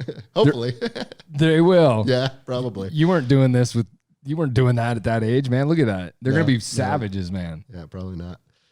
And so yeah, so that's the type of music I listen to depending on what I'm training. Dr. Dre's in the house, bro. He said it. Yeah. Yeah, I did. I grew up listening to what was it? The 2001 album. The Chronic. Yeah, The Chronic. Yeah, The Chronic. Yeah. That's a dope album, man. Yeah. And Snoop was big then too. Them guys were crushing it. I mean, so you're into supplements. Mm-hmm. What about marijuana? Are you a marijuana kind of guy, or are you like CBD kind of guy? So I used to smoke a lot of pot. Randolph, coming at you. I did used to smoke a lot of pot, but ever since I got this job back in 2000, well, even before then, I had to be clean. So I just stopped. I know it. And then, it wasn't that hard to not do it anymore. I mean, like people are like, oh, you get addicted to it or whatever. I'm like, nah, you get addicted to what it brings out in you. Right. You see? Well said. And so, if you want to be that type of person, that's not something that you necessarily can't accomplish. It certainly helps if you can. I know a lot of guys, it's huge in CrossFit, bro, for some reason. The guys now I don't know stuff like you do. I'm not even claiming to do that, but the guys I roll with, there's some heavy CrossFit trainers in line work, linemen, and that's their thing, man. Mm-hmm. That's like part of the gig. They get blasted and they go do it, man. Yeah. I just wanted to. Well, I can see that because it's easy to get in that zone. Sure. It helps you get in that zone of just putting in a lot of work. And then next thing you know, it's all over and it was an awesome experience. And why not? When you're done just blasting it, do you ever just go, what just happened? Do you do that when you? Yeah. So like when I'm prepping for a meet and I take my nootropics and I go in there and I just go in there and crush a workout. Yeah. It goes. You like what? I get done and I'm just like, wow, that was fantastic. I don't even know what went on, but I do that bad. I do it after the show. Yeah. We'll get done with the show and, I get anything I do that. I am almost so in things. I check out of them. I have to, because I'll take it apart if I'm too there. Yeah. And that goes back to the thing that I was talking about that I have recently in the last 2 years improved upon is being able to step out of that after you've accomplished that and not get too hung up on it and analyze it to death and re-experience the experience over and over and over, because the goal at the end of that is to recover from that. If you keep re-experiencing that, you're actually going through the actions in your mind. You're going to do it again. Right. You could do some stupid shit again. Your biology is literally almost recreating the whole thing again. So you're putting undue stress on the biological restart of the recovery mode, which is where the glasses come in. I got to get these goddamn glasses. They're cheap as hell. I got to get some of these glasses. Everybody has like if you wear prescription glasses or you just want to look cool, they have the clear lens and whatever. And they look like normal glasses that still block blue light. You can do that. Are they the yellow ones? But the ones I get, they're so I tattoo with them all the time because my eyes get strained. Mm-hmm. Video game eye where your eyes are. They're not yellow, they're orange. And because the yellows are a little bit different. They're orange and just search blue light blocking glasses. I'm gonna do it, and they're big orange ones. I'll send you the link. I'm getting all John shit, bro. Yeah, I see the big ones. I'll show you the ones. I have them in my car because I'm going to be driving home at night, and so right now, so I'll wear them in my car. You ain't driving nowhere. She is. Well, traffic's gone. You're good. Yeah, no, I'm just kidding. No, and so I'll wear them so that I'm ready to fall asleep because I knew I'm just like you. Yeah. I would re-experience this experience the whole drive home. Oh yeah, you're high when you're out of this. When you leave, you feel high. So then I'll have trouble going to sleep, and I got to get up. So I'm going to wear the glasses on my drive home. I need to get doing that. By the time I get home, the experience will be gone enough, and the glasses will dampen the effect of feeling aroused and ready to go to the point where I'll be ready to relax and fall asleep. There's probably hella science to that in here because I live in here after I tattoo all day. Mm-hmm. Stimulated. My brain is 5 million times more stimulated than any human I know. Probably not you. But the second I'm done up there, I'm just always just eating it alive. I love it. It's a bizarre thing that I crave. But when I do lay down, I crash. I'm good. I sleep. And I don't know how scientifically well I'm sleeping. I don't do the whole thing to follow it and all that, but I feel good. It's definitely dampened. I'll tell you that. The good sleep. Is that what you're saying? Yeah, I'm sure. Just because you slept, but all the biological processes took too long to start. Didn't slow it down. Like, you see what I'm saying? Like, yeah. The processes didn't start when you fell asleep. They started 3 or 4 hours into REM was short. Yes, because you didn't actually lose the exposure of noon light until after your eyes were closed.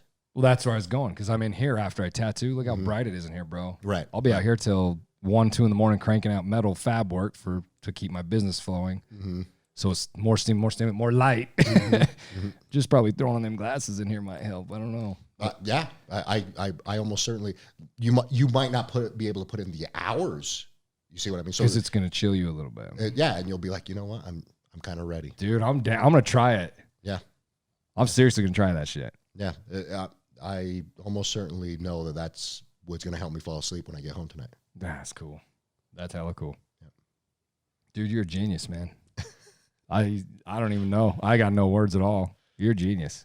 Well, listening to all that is. Did you say everything you wanted to say as far as all your incredible accomplishments and shit? Yeah.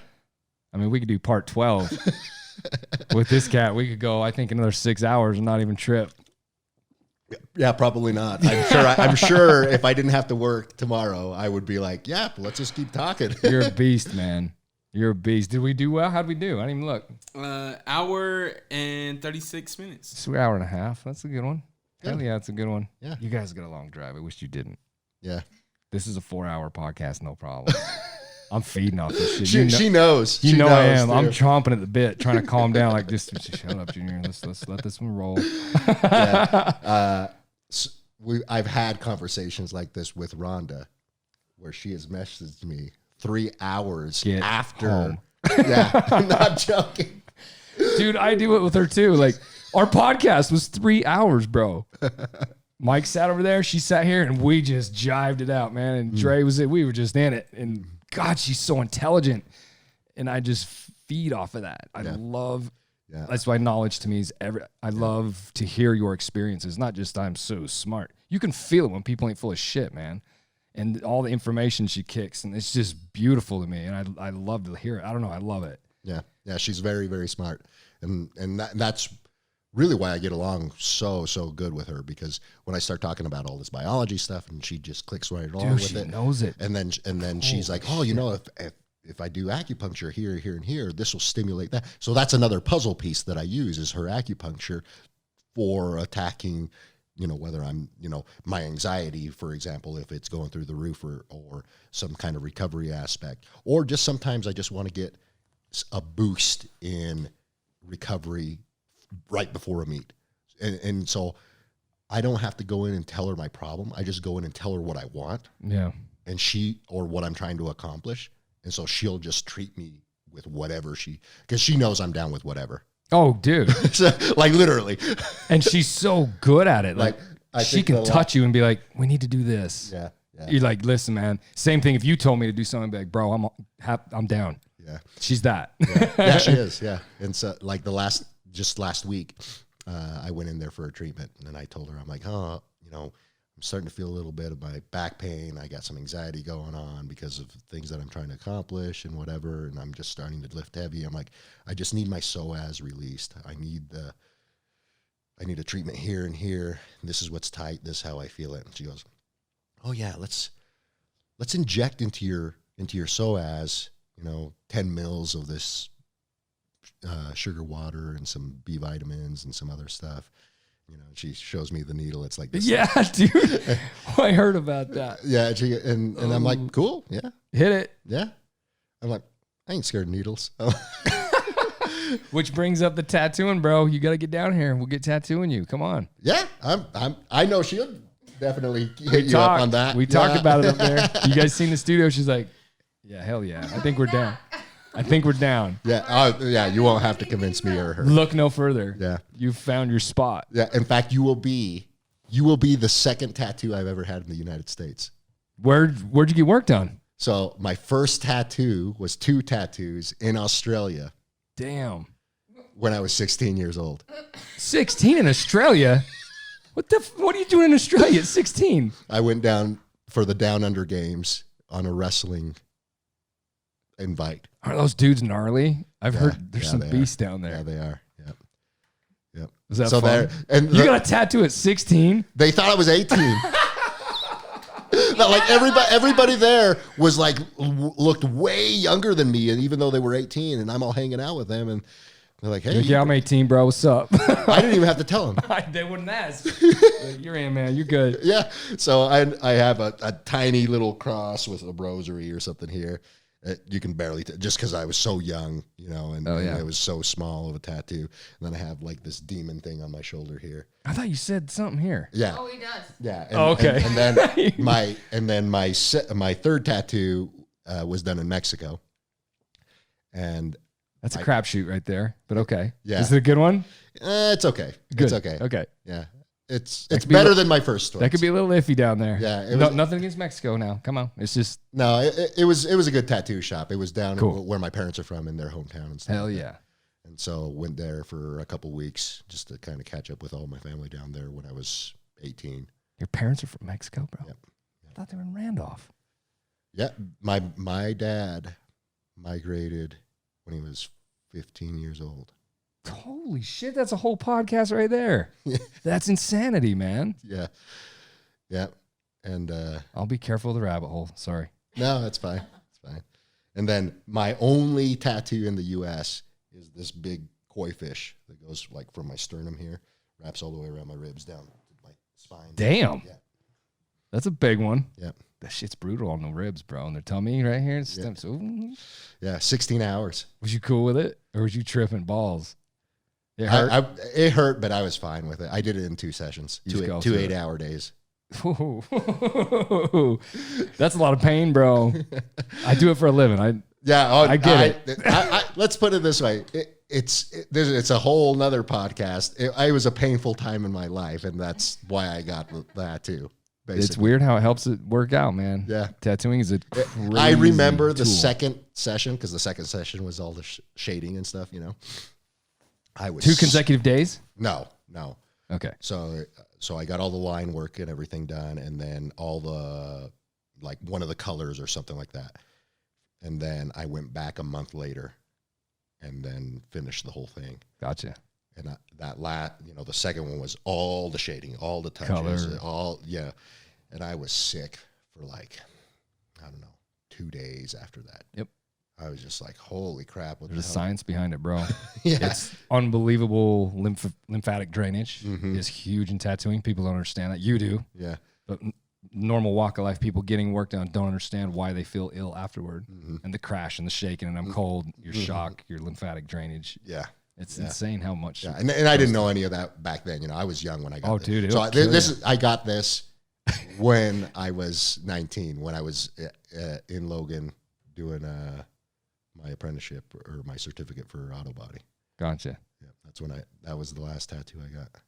It's time. Yeah, it's been a long time. That's a long time ago. Yeah. It's time. We got to get this You guy. got your ring tattooed on. Since I seen that. Oh, that's right. That's right. I Yeah. seen that. Yeah. No names. Don't put name on you now. It's No. fine. No, I knew that for sure. I'm like, I don't need a name, but that's why it's being tattooed. Erica, see that? And I got her portrait on my thigh. My beautiful wife. It is the life-size portrait. I wouldn't trade it for anything. Awesome. But it's always definitely a gamble.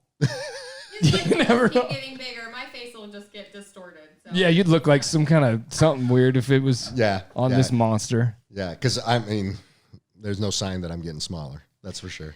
And they actually will grow with you proportionally and nothing hyper crazy happens to them. People get confused with that unless you stretch mark. If you stretch mark, obviously it'll grow with you and distort and but it won't blow out and be scary. It just becomes larger with your skin as your skin grows. Mm-hmm. But if you stretch mark, that's when they look like shit. And when you deflate, old guy, but who gives a shit then? Look at me, bro. I'm covered in them. My throat and shit. I'm going to look like an old chicken. I don't know what I'm going to look like. It'd be bad, though. I've got so many tattoos. You're going to be like, what the hell's wrong with that guy? I'm just an old tattoo artist. I ain't going to live that long anyway. I'm going to burn out. It's fine. Yep. So I guess this is my second U.S. tattoo, but I don't really count it because that's just my commitment for life. That's cool. Well, you can't wear a ring because you're going to blow out of it. Your fingers probably swell all the time, I'm sure. Lifting's brutal for that, I bet. Yeah. I'm glad. I'm glad I tattooed it on there. Well, it's time. We got to get you guys in here. Yeah. I'll definitely take you up on it. Hell yeah. Did I miss anything? No, you're good. Think we killed it? Now we're at 2 hours. See, that's perfect. I know. I'm sorry. Oh, you're fine. I'm bad, bro. That's my thing. Dude, thank you. Thank you. Thank you. Thanks for coming on here, man. You guys are awesome. I wish you would have sat in here next time. She'll sit in here next time with you. It's like, I ain't sitting in front of that camera. I can't take over. It's talking. How do you think I feel sitting here? I love it, man. Dre just have to get a bed right here. It's fine. Yeah, right. His wife's going to kill me one of these days. But I love her. She knows it. Yeah. Thank you guys so much. Thank you. Yeah, glad to be here. Thanks, Ryan Rally again. Thanks, Dre, always. And thank you guys for driving clear the hell down here. You're welcome. Everybody be good to each other. And if you need somebody to help you out, I think you're looking at him here. Hit him up. You need some personal training going on. Yep. Any kind of training. It doesn't matter what you do. It's dope. Yep. Always seek the people that are the messiahs before you, huh? Definitely. Well, enjoy this little ditty by my kid. My kid made this outro music. Check this out. Thanks, y'all.